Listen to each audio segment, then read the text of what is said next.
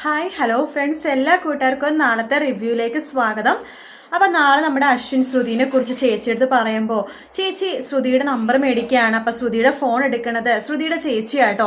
അതിനുശേഷം ഹലോ എന്ന് പറയുമ്പോൾ ഹലോ, ഞാൻ അശ്വിൻ്റെ ചേച്ചിയാണെന്ന് പറയുമ്പോൾ എന്തിനാ നിങ്ങളിപ്പോൾ വിളിച്ചത് എന്ന് ചോദിക്കുകയാണ്. എൻ്റെ അനിയത്തിക്ക് എങ്ങനെയുണ്ടെന്ന് അറിയാൻ വേണ്ടിയിട്ടാണോ എന്നൊക്കെ ചോദിച്ചിട്ട് ഷൗട്ട് ചെയ്യാണ് കേട്ടോ നമ്മുടെ ശ്രുതിയുടെ ചേച്ചി. അത് കേൾക്കുമ്പോഴേക്കും നമ്മുടെ അശ്വിൻ്റെ ചേച്ചി ഫോൺ കട്ട് ചെയ്യുവാണ്. അതിനുശേഷം അശ്വിൻ്റെ മുഖത്തേക്ക് നോക്കുന്നുണ്ട്. അശ്വിന് വല്ലാത്ത കുറ്റബോധമുണ്ടെന്ന് ചേച്ചിക്ക് മനസ്സിലാവാണ്. ചേച്ചി പറയുന്നുണ്ട്, എന്താടാ അവളോട് ചെയ്തേലേ കുറച്ച് കൂടിപ്പോയെന്ന് നിനക്കിപ്പോൾ തോന്നുന്നുണ്ടല്ലേ, നിനക്ക് ചെറിയൊരു കുറ്റബോധമൊക്കെ വന്നു തുടങ്ങിയല്ലേ, അവളോട് ചെറിയൊരു വിഷമം അവളെക്കുറിച്ച് ആലോചിക്കുമ്പോൾ നിനക്കുണ്ട് അല്ലേ എന്നൊക്കെ ചോദിക്കുമ്പോൾ അശ്വിൻ അത് സമ്മതിക്കുന്നില്ലെങ്കിലും അശ്വിൻ്റെ മുഖം കാണുമ്പോൾ ചേച്ചിക്ക് അത് മനസ്സിലാവുന്നുണ്ട്. അപ്പം ചേച്ചിക്ക് ചെറിയൊരു ഡൗട്ട് തോന്നി തുടങ്ങുന്നുണ്ട്. അശ്വിൻ്റെ ഉള്ളിൽ ശ്രുതിനെ കുറിച്ചുള്ള വിചാരങ്ങൾ വന്നു തുടങ്ങി എന്നുള്ള സത്യം. ശ്രുതിയാണെന്നുണ്ടെങ്കിൽ പാചകം ചെയ്യുമ്പോഴെല്ലാം നടന്ന സംഭവങ്ങളും അശ്വിനെ കുറിച്ചും തന്നെയാണ് ആലോചിച്ചുകൊണ്ടിരിക്കുന്നത്.